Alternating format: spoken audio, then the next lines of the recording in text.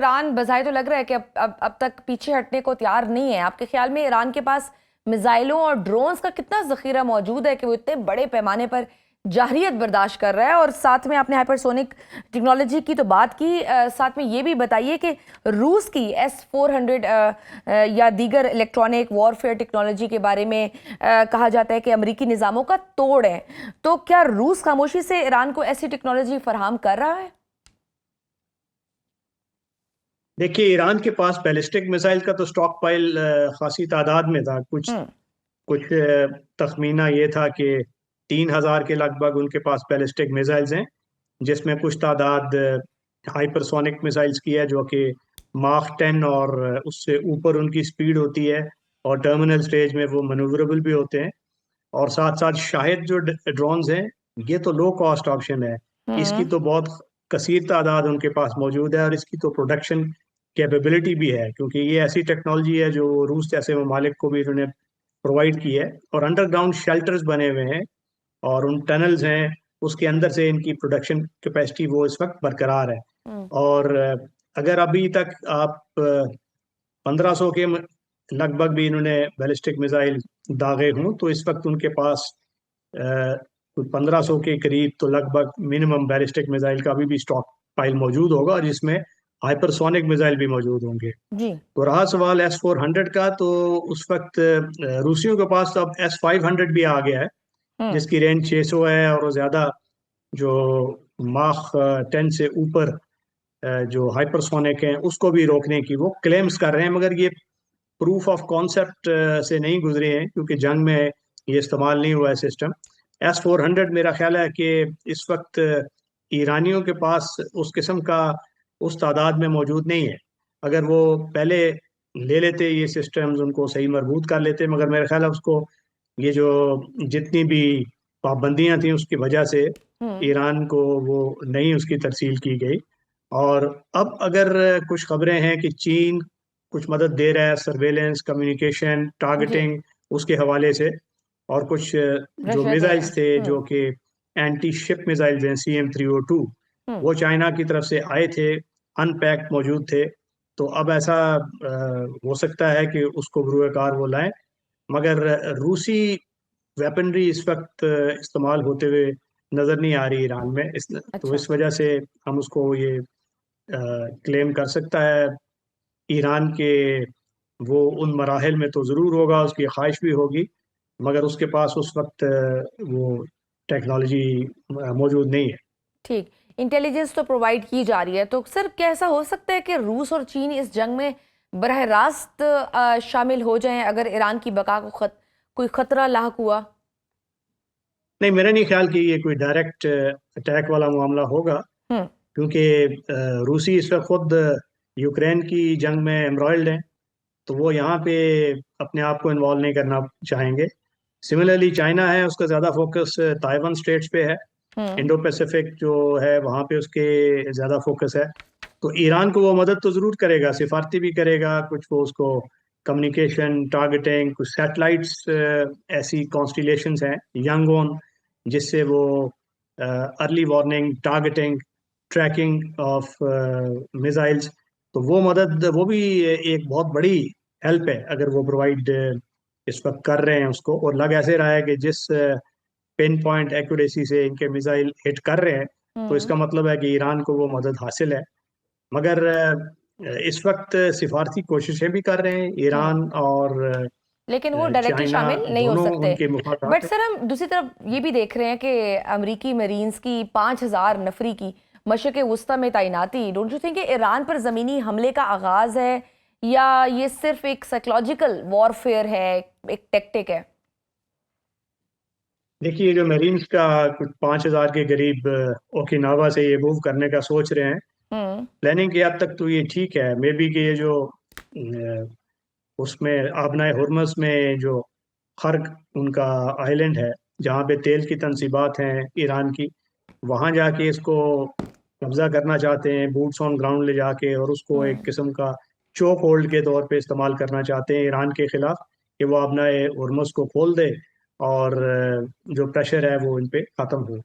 मगर ये बड़ा मुश्किल ऑपरेशन होगा, क्योंकि अगर वो मरीन्स वहाँ जाएंगे तो उनको एक तो लैंडिंग में आसानी नहीं होती, हम्म। उनको टारगेट किया जा सकता है। फास्ट अटैक पेट्रोल क्राफ्ट्स हैं ईरान के पास, बहुत सी अनकन्वेंशनल कश्तियां हैं, स्किफ्स हैं, जिसको वो गैर रवायती तौर पे इस्तेमाल कर सकता है।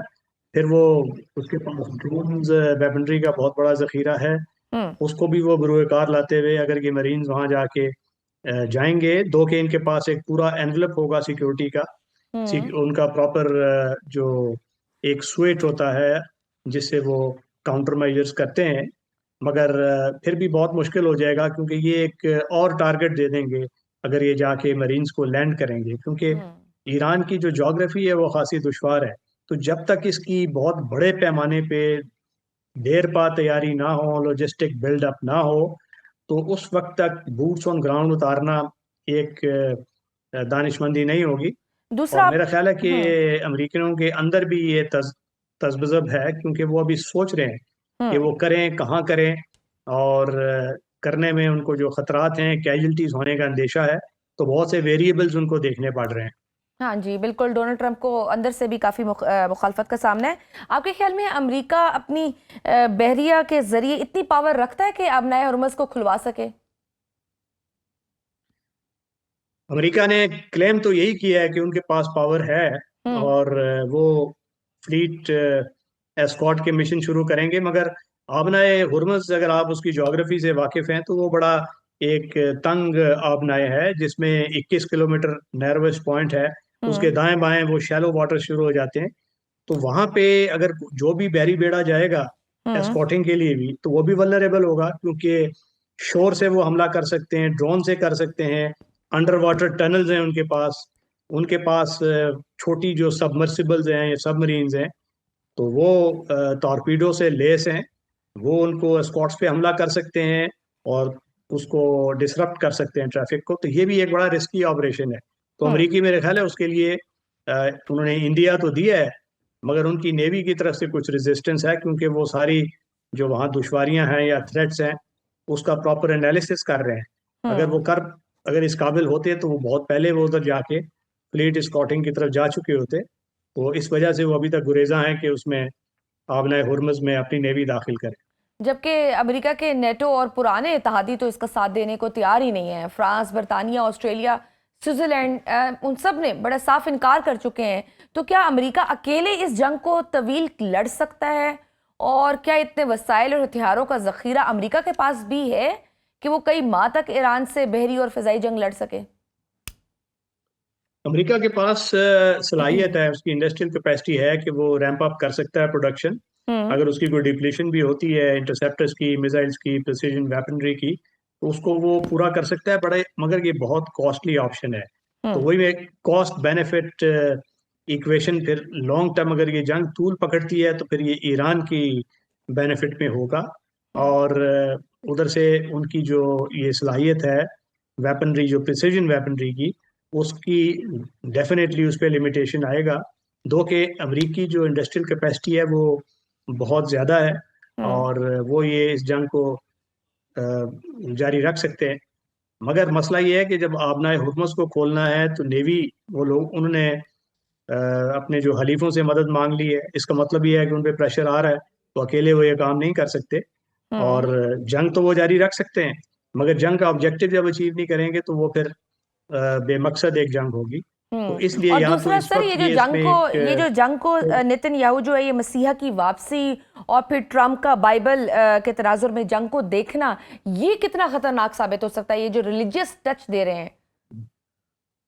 इसराइल की जानिब से तो ये बिल्कुल ऐसा है। अमरीकी चूंकि उनकी वो इवेंजेलिकल सोच है, हम्म। और आपने सुना होगा पीट हेगसेथ साहब को कि वो तो उसमें इशारतन भी वो बातें करते हैं उन बिब्लिकल प्रोफेसीज की। हम्म। मगर ये बातें कहना तो आसान है, मगर उसको प्रैक्टिकली जब आप इम्प्लीमेंट करते हैं तो फिर आपको दुश्वारियों का अंदाजा होता है। नेतन्याहू की हद तक तो वो चाहते हैं कि जो उनका ग्रेटर मिडल ईस्ट का कॉन्सेप्ट है हम्म। कि वो उस पर अमल पैरा हो। जितनी जंग तूल पकड़े, जंग का फैलाव हो, तो वो उनकी बेनिफिट में है। क्योंकि आज अगर वो इस वक्त जंग खत्म हो जाती है और कोई ऐसे निगोशिएशन होती है जिसमें ईरान को भी कोई फेस सेविंग मिल जाती है, तो अमेरिका का तो कुछ नहीं बिगड़ेगा, मगर ये नेतन्याहू साहब की सियासत दफन हो जाएगी। वो अगर इलेक्शन में जाएंगे तो हार जाएंगे, और हारेंगे तो वो सीधा जेल जाएंगे, क्योंकि उन पे करप्शन के हवाले से उनकी अपनी जुडिशरी ने इल्जामात लगाए। तो उनका इंटरेस्ट ये है कि इस जंग को, जैसे सैमसन ऑप्शन होती है कि मैं जाऊं तो सबको साथ लेके जाऊं, तो ये बहुत एक खतरनाक रवैया है। और इसको रेन इन करने के लिए पूरी आलमी बरादरी को सामने आना पड़ेगा, क्योंकि नेतन्याहू ने तो इस वक्त लेबनान में भी जंग फैला दी है, ताकि जितनी जंग फैलेगी तो उतनी उनकी रेलेवेंस बढ़ेगी। तो ये तो उनके तो डेफिनेटली मुफाद में है कि जंग जारी रहे, और ईरान की मुकम्मल या रेजिम चेंज हो या बैल्कनाइजेशन हो। अगर क्या वो उसमें कामयाब हो रहे हैं? वो क्राइम तो ये बता रहे हैं रिजीम कि अभी चेंज तक के उनको भी उनमें हाँ कामयाबी चांसेस कम ही नहीं। नजर आ रहे हैं। ब्रिगेडियर साहब, अब जरा पाकिस्तान अफगानिस्तान पर भी थोड़ी बात कर लेते हैं। अफगान तालिबान की 252 पोस्ट की तबाही और भारी जानी नुकसान के बाद क्या आपको लगता है कि काबुल हुकूमत और अब टीटीपी के मामले पर अपना किबला दुरुस्त करेगी? देखिए, वो करेगी या नहीं, इसको तो प्रिडिक्ट करना बड़ा मुश्किल है, क्योंकि जैसे उनकी रवैया है, वो एक करून वस्ता की सोच रखते हैं। सिफारती नज़ाकतों से या स्टेटमैनशिप से उसका कोई वास्ता नहीं है उनका। ये वो लोग हैं जो जंगें जितनी हुई पिछले 2 दिहाइयों से अफगानिस्तान में, तो उसका जो पहला लीडरशिप का टीयर तो बिल्कुल अभी या तो वो मार्जिनलाइज हो गए हैं या ख़त्म हो गए हैं। और ये जो हैं, ये क्रिमिनल्स थे या वार लॉर्ड्स थे। ये उस वक्त इन्होंने अपने अपने धड़े की क़यादत संभाली है, और एक कॉन्फ्लिक्ट इकोनॉमी से फ़ायदा उठाया है, जिसमें जो जिसके हाथ लगा उसने उससे पैसा बनाया। अब ये मुख्तलिफ धड़े हैं जिन्होंने बज़ोर शमशीर काबुल पे कब्जा किया है। नाम मजहब का लेते हैं, कंधारी फैक्शन है अब्दुल्ला खुनजादा की, और सिराजुद्दीन हक्कानी और मुल्ला याकूब का बेटा, ये दीगर फैक्शंस उसको ये हेड कर रहे हैं। इनके दरमियान इंटरनल भी डिफरेंसेस हैं, मज़हब की ताबीर के हवाले से, दहशत गर्दों की इमदाद के हवाले से। मगर जहाँ ये इकट्ठे हैं जिस मकसद पे, वो पॉलिटिकल पावर है, और वो उनके लिए जो सिंबलिज्म है, वो इस वक्त बदकिस्मती से इस्लाम की एक ऐसी ताबीर पेश कर रहे हैं जो कि अहले खवारिज पेश किया करते थे पुराने ज़माने में। तो मुझे नहीं लगता कि ये इनके कोई रवैये में जौहरी तब्दीली आई है, क्योंकि ये इस वक्त भी उसको रेजिस्ट कर रहे हैं। अलबत्ता इनमें ऐसे धड़े हैं जो कि प्रैग्मेटिस्ट हैं, जो ये चाहते हैं कि अफ़गानिस्तान जो है वो दुनिया के साथ दोबारा उसका राब्ता हो जाए, आइसोलेशन से निकले। मगर ये जो कंधारी फैक्शन है वो उसको ओवर रूल कर देता है। जो फील्ड कमांडर्स हैं वो चूंकि बिल्कुल तालीम से नाबल्द हैं, और क्लाशिनकोव और हथियार के जोर पे वो सुइसाइड बॉम्बर्स, वो उनकी करेंसी ऑफ पावर है। फिर उसके बाद ये 23,000 के लगभग नॉन स्टेट एक्टर्स आ गए हैं अफगानिस्तान में, जो कि कोई अलकायदा है, दाइश है, बिल्कुल, काफी और सारे टीटीपी तो उधर ऑपरेट कर रहे हैं। मौजूद ही और है, अब जो हमने पाकिस्तान से अभी रिसेंटली जबरदस्त है। सर हमने ये भी देखा तो है इस कि सारे चीन पाकिस्तान का नो डाउट के सबसे काबिले भरोसा इत्तेहादी है, और बीजिंग की सालसी को भी मुस्तरद करना एक बहुत बड़ा सफारती कदम है। क्या पाकिस्तान अब इस नतीजे पर पहुंच चुका है कि अफगान तालिबान के साथ सफारती जबान का वक्त बिल्कुल खत्म हो चुका है, और अब सिर्फ ताकत का तवाजुन ही काबुल को टीटीपी के खिलाफ कार्रवाई पर मजबूर कर सकता है? और दूसरा ये भी बताइए कि वो कौन सा हतमी हदफ होगा, या आप यूँ कह लें कि फाइनल ऑब्जेक्टिव है, जिसे हासिल किए बगैर पाकिस्तान अब वापस नहीं मुड़ेगा? वो हदफ ये है कि ये अपनी जो टीटीपी की पोस्ट बनाई है उससे दस्तबरदार हों, टेरर का जो इंफ्रास्ट्रक्चर है उसको कम्प्लीटली डिसमेंटल करें, और जो इनकी जिम्मेवारी है एक सॉवरेन स्टेट की, यूएन रेजोल्यूशन 1373 उसके मुताबिक अपनी सरजमीन को पाकिस्तान के खिलाफ किसी भी किस्म की दहशत गर्दाना सरगर्मी से प्रिवेंट करें उसका इस्तेमाल। तो स्ट्रेटेजिक ऑब्जेक्टिव तो ये है। और क्या चीन इसमें कामयाब होगा? मीडिएशन उसकी हमेशा से पाकिस्तान उसको वेलकम करता है, मगर चीन के अपने मसाइल हैं। चीन पे अपने लोगों पे काबुल में हमला हुआ है, ताजिकिस्तान की सरहद से मुल्हिका इलाके में, वहाँ भी उनके जो प्रोजेक्ट्स थे उस पर हमला किया है। तो ये चीन की भी बात उस तरीके से ये ग्रोह जो हैं ये नहीं सुन रहे।